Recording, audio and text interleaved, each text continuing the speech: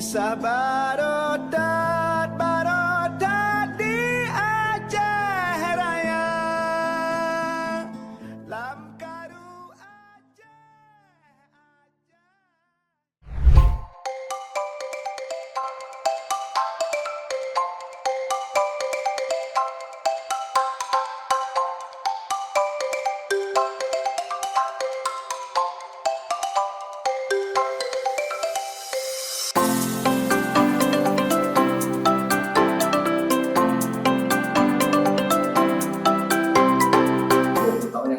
Sedikit saya mulai menjajaki dunia kemanusiaan ini melalui Plan Internasional. Jadi itu saya bekerja sebagai pendamping anak di komunitas anak, yaitu di CCD program, yang mana kita memberikan dukungan psikososial dan pendidikan untuk anak-anak usia dini besar. Nilai-nilai perlindungan anak itu sangat jelas ya, nyata itu yang bisa saya dikasihkan dalam hidup saya saat ini. Saya memberi ruang anak, saya memberi ruang untuk anak, saya juga mendengarkan aspirasi mereka, ya apa saja yang mereka sampaikan menjadi teman curhat, dan terkadang itu sangat jarang dilakukan oleh seorang ayah.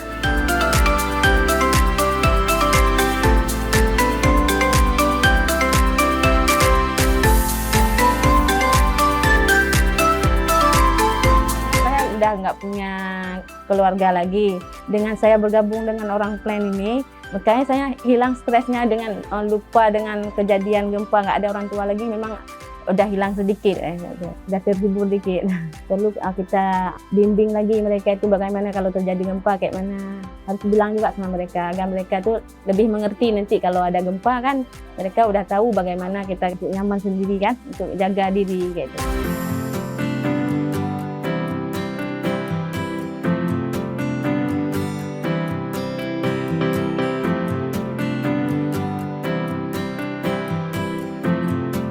Ya, kalau saya bilang buat Plan itu terima kasih banyak sangat ya. Waktu itu sangat menolong kami, sangat membantu kami lah saat itu, dan dengan datang orang itu kami sampai sekarang masih bisa mengingat bahwa kebaikan mereka itu seperti apa.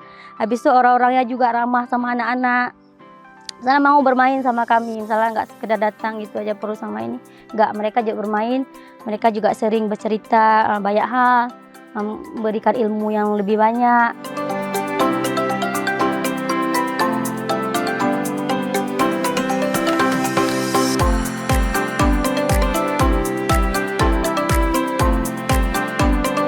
Salah satu kegiatannya adalah mereka mengajak peserta didik juga guru untuk menghilangkan traumanya terhadap tsunami yang baru mereka alami, yaitu dengan kegiatan mensosialisasikan apabila nanti gempa datang lagi, kemudian bagaimana mengantisipasi diri peserta didik dan guru apabila tsunami itu datang kembali.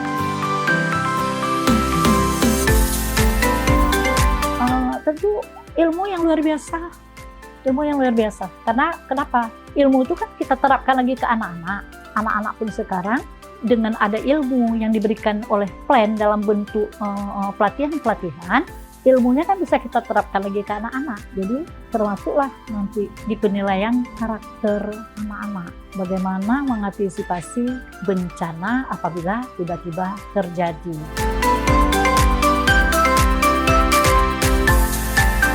Saya senang dari tidak ada sekolah, kami sudah ada sekolah. Di situ saya bangga, berterima kasih kepada Allah dan berterima kasih kepada NGO Plan sudah membangun TK kita. Banyak yang senang kami, bangga kami, walaupun tidak ada diberi uang gitu. Jadi di sini kami diberikan gedung sekolah, ada 3 ruang nih. Dan ada juga kadang-kadang memberi pelatihan tentang bencana tsunami.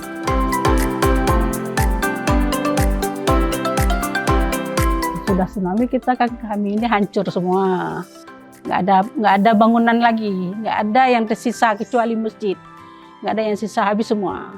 Kan sedih lihat, apalagi kita lihat anak-anak yang masih kecil-kecil. Kita mengajarin kayak gempa, kita membuat anak-anak itu jangan takut.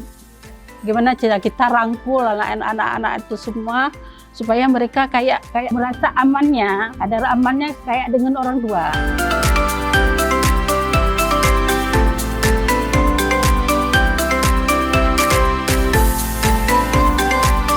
Saya berharap kepada pemerintah, baik pemerintah pusat, daerah, ini mempunyai suatu program. Karena selama ini selalu kalau di internet itu ada waspada bencana. Tetapi waspada bencananya itu apa? Seperti sekarang ini mungkin cuaca yang ekstrim, kemudian mungkin solusinya juga tidak terlalu banyak. Apalagi masalah tsunami, gempa dan tsunami. Ini mungkin udah jauh daripada sosialisasinya.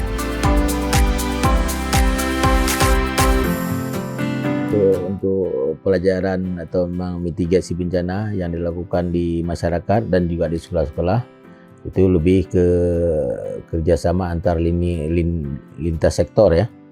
Untuk pendidikan kebencanaan biasa kita juga melibatkan instansi yang lain, dinas sosial, mungkin juga dinas BPBD.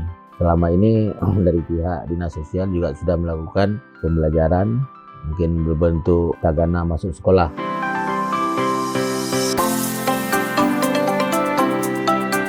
Saya pikir kalau untuk pendidikan kebencanaan bagi terutama anak-anak usia dini, ya yang perlu dilakukan, saya pikir yang sederhana aja.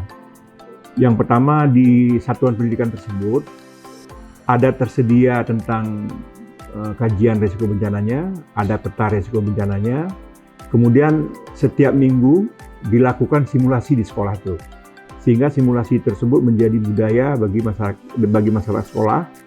Sehingga ketika terjadi gempa dan tsunami, mereka tahu apa yang harus mereka lakukan. Karena kita juga sangat khawatir sekarang, karena banyak sekolah-sekolah dalam TK, SD, kemudian juga SLB yang masih berada di pinggir-pinggir pantai, terutama di Aceh. Dan itu membutuhkan perhatian khusus. Kalau terjadi gempa dan tsunami seperti tahun 2004 yang lalu, bagaimana tentang nasib mereka ini? Mungkin ke depan ini tentang budaya resiko bencana ini yang perlu kita sosialisasikan dan perlu kita tingkatkan.